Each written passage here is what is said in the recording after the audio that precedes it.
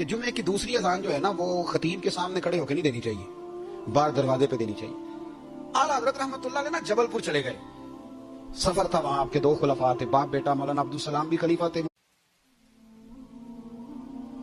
کہ جمعے کی دوسری اذان جو ہے نا وہ خطیب کے سامنے کھڑے ہو کے نہیں دینی چاہیے، باہر دروازے پہ دینی چاہیے۔ اعلیٰ حضرت رحمت اللہ علیہ نا جبل پور چلے گئے، سفر تھا، وہاں آپ کے دو خلفاء تھے، باپ بیٹا مولانا عبدالسلام بھی خلیفہ تھے، مفتی برہان اللہ ان کے بیٹے وہ بھی خلیفہ تھے۔ فاضل بریلوی جب وہاں پہنچے نا، عالم وہ نہیں ہوتا کہ جو بات لچے دار تقریر کر کے تو گزر جائے، عالم وہ ہوتا ہے جس کو بات کرنی بھی آتی ہو اور ذہن میں اتارنی بھی آتی ہو، وہ شخص ہے جو پختہ علم رکھتا ہو، اسے پتا ہو کہ کس حکمت کے ساتھ لوگوں کو بات سمجھانی ہے۔ اعلیٰ حضرت سے وہاں کسی نے پوچھا جی جمعے کی دوسری اذان کہاں پڑھنی چاہیے، تو اعلیٰ حضرت فرمانے لگے باہر پڑھنی چاہیے۔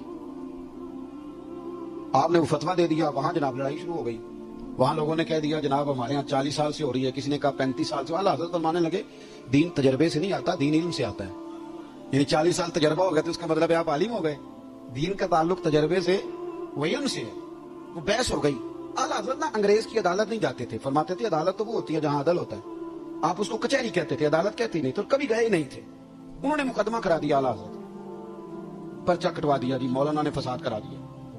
اب وہ جج مسلمان تھا، اس نے ریڈ کر لیا، وہ جو نائب قاصد نہیں، وہ ادری جس کو کہتے ہیں وعدے دیتا ہے، فلاں بن فلاں حاضر ہو، وہ اعلیٰ حضرت کا مرید تھا۔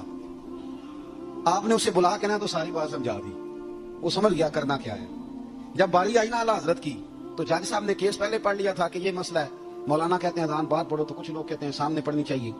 اس نے کہا بھی بلاؤ مولانا رضا علی خان ولد نقی علی خان۔ وہ کہنے لگا کھڑا ہو کے نا جج کے سامنے، کانوں میں دونوں بالکل جج کی آواز دینی تھی نا باہر جا کے، تو جج صاحب کے سامنے جج صاحب کی طرف منہ کر کے کہنے لگا مولانا رضا علی خان ولد نقی علی خان حاضر ہو۔ اور جج کہنے لگا بیوقوف، باہر جا کے کہنے لگے یہی تو میرے پیر کہتے ہیں، یہی تو وہ فرماتے ہیں کہ خطیب تو آیا بیٹھا جمعہ پڑھانے، وہ تو آیا ہوا ہے، باہر جا کے کہے جو نہیں آئے انہیں بھی پتا چل جائے کہ جمعہ پڑھنا ہے، یہی تو وہ کہتے ہیں۔ وہ جج کہنے لگا مولانا کو آنے کی ضرورت نہیں، وہ جو بھی کہہ رہے ہیں ٹھیک ہی کہہ رہے ہیں۔